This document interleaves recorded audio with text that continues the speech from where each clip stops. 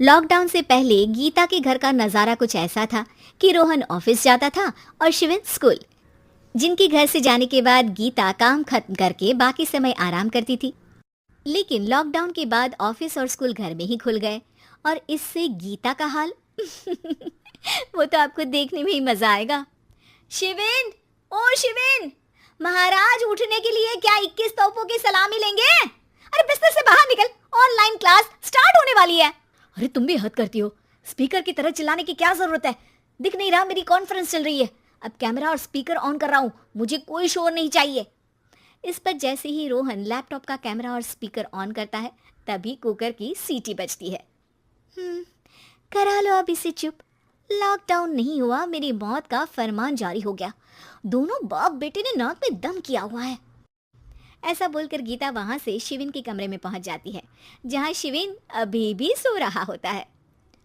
ओ आलसी, अब अगर 5 मिनट में नहीं उठाना तो आज तेरा गेम और यूट्यूब कैंसिल। माँ की बात सुनकर शिविन बिना 1 मिनट गंवाए उठ खड़ा होता है। उठ गया, अभी नहाकर भी आता हूँ। ये नाटक कहीं और, मुंह पर गीला कपड़ा मार और पढ़ने बैठ। शिविन की ऑनलाइन क्लास स्टार्ट हो जाती है, जिस पर गीता उसे वहां बिठाकर रसोई में चली जाती है। थोड़ी देर में उसे कमरे से कुछ आवाज सुनाई देती है, जिसे सुनकर वो कमरे में वापस आती है। हाय राम, तुझे क्लास अटेंड करने के लिए बोला था, कैमरा ऑफ करके बिस्तर पर नाचने के लिए नहीं बोला था। मम्मी मुझे कुछ समझ नहीं आ रहा, आप बाद में पढ़ा देना ना, वैसे भी अटेंडेंस तो लगी गई है। हाँ बेटा, जरूर बन जा, तू अभी से हम सबका बाप बन जा। अरे नहीं मतलब कहाँ से लाते हो इतना दिमाग, और पढ़ाई करते हुए ये चला कहाँ जाता है? नाइस क्वेश्चन, दिमाग से पूछकर बता दूंगा। शिविन की बातों से परेशान होकर गीता उसे मारने के लिए जैसे ही आगे बढ़ती है तभी वो कमरे से बाहर भाग जाता है। अब शिविन आगे आगे और गीता हाथ में चप्पल पकड़े उसके पीछे पीछे पूरे घर में दोनों घूम रहे होते हैं। इसी बीच वो रोहन के पास पहुंच जाता है और शिविन को मारने वाली चप्पल रोहन के लैपटॉप पर जाकर गिरती है। ओए माँ! मम्मी, अब पापा को चप्पल मार रही हो? वो आज तक के रिपोर्टर, चुपचाप जाकर क्लास अटेंड कर ले, नहीं तो अगली तेरे पीछे लगेगी। इस पर शिविन वहां से चला जाता है, जिसके बाद रोहन गीता से कहता है, इस सर्कस के लिए कुछ बोलना चाहोगी? अरे क्या करूं, जब से तुम दोनों घर में रहने लगे हो, घर अपने आप ही सर्कस बन गया है और मैं तुम्हारी नौकर। कभी बेटी को संभालो तो कभी बाप के नखरे उठाओ। इन्हीं सब उथल पुथल में दिन बीतते रहते हैं, जिसमें हर रोज घर के अंदर कुछ नया सियप्पा खड़ा मिलता है, जो ज्यादातर शिविन और रोहन के ऑनलाइन स्कूल और ऑफिस से रिलेटेड ही होता है। एक सुबह, शिविन चल उठ, आज की क्लास जल्दी है। कैमरा ऑफ करके आप अटेंड कर लो।